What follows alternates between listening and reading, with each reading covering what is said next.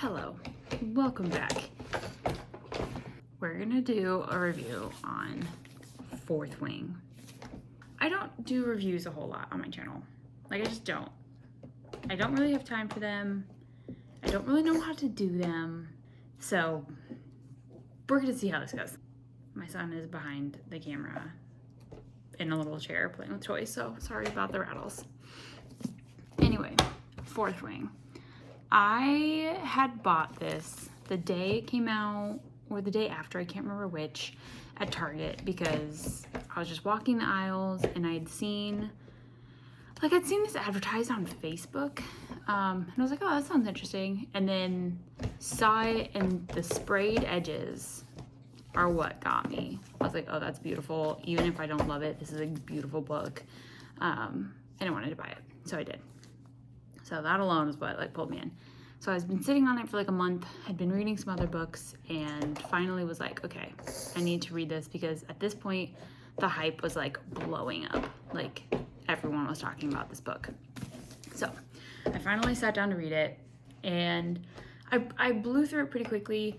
It did take me a week or so because I was just busy with work, taking care of a 6-month-old and a dog, and finding time to clean the house and stuff.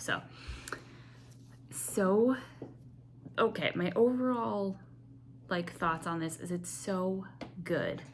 I haven't felt this way about a book since reading ACOTAR 2 years ago, and I'm so excited for the next book to come out. This next book comes out in November. It's called Iron Flame, I think, or I think it's all Iron Flame.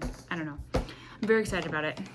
So anyway, about the book, it's not crazy long. It's literally 2 pages shy of 500 pages. I felt like the pacing was really quick.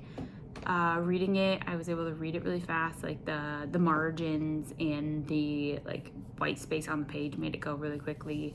It's also one of those books where when you get to a chapter, if it ends like this, you're gonna turn the page and this is gonna be blank, and it always starts on the right page. So I feel like that also helps speed up a book, which is nice. Okay, so about the book, let's talk about the book.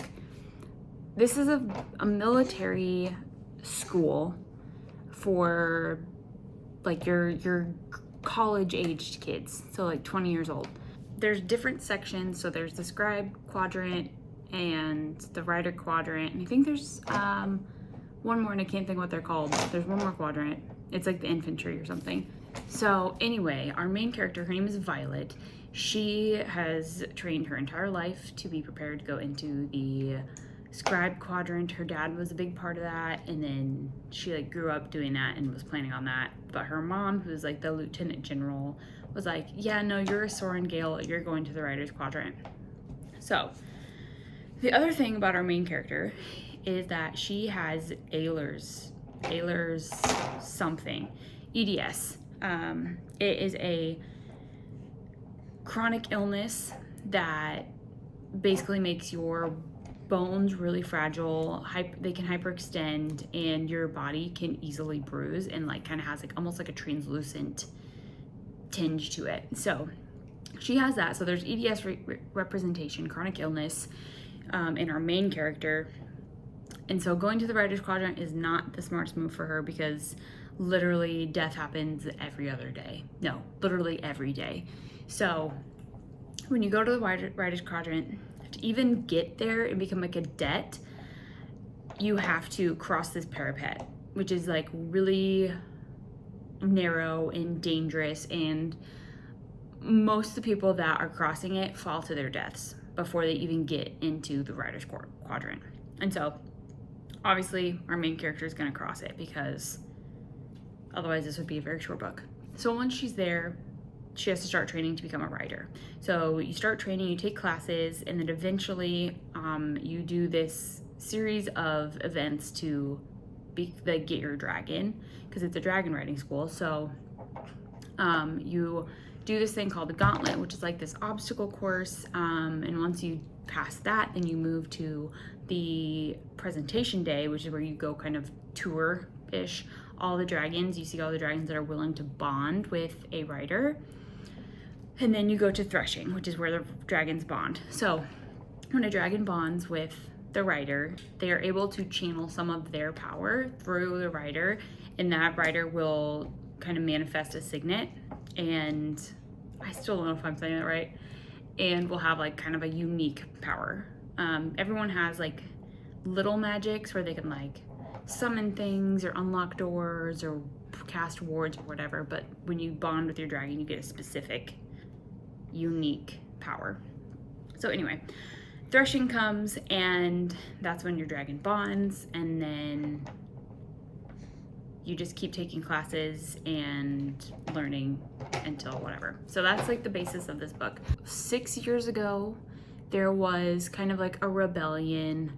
So the upper administration, I guess you could call them, the upper generals and stuff, they kind of squashed that rebellion, cut off the head of the snake, and then all of their kids are punished by having to go to the rider's quadrant. So they either die crossing or can die during classes, sparring, or trying to ride your dragon.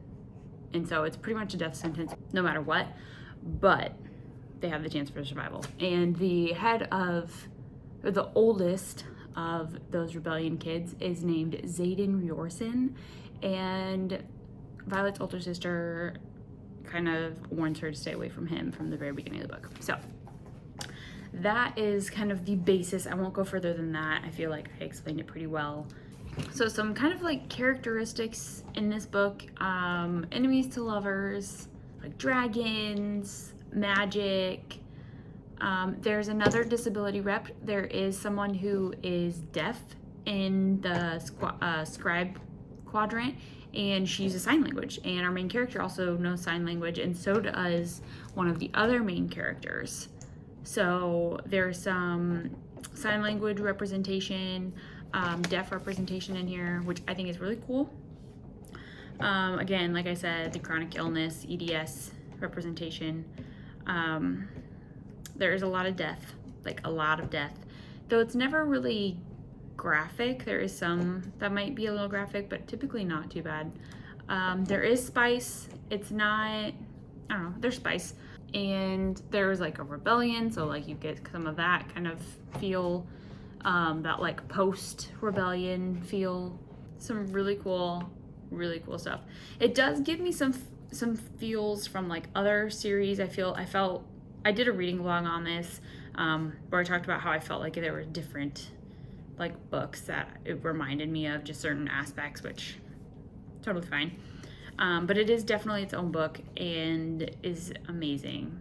My ultimate review is I gave this 5 stars. I didn't feel like I could give it anything less because of how much I loved it. That's not to say this is like the perfect book. Like, I just loved it, personally loved it, so I gave it 5 stars. It is a little bit predictable. In my reading vlog, I kind of predicted a couple of things. Like I saw them kind of coming, or maybe they just like built up enough that I was able, maybe they just built up enough I was able to put them together. That is my review.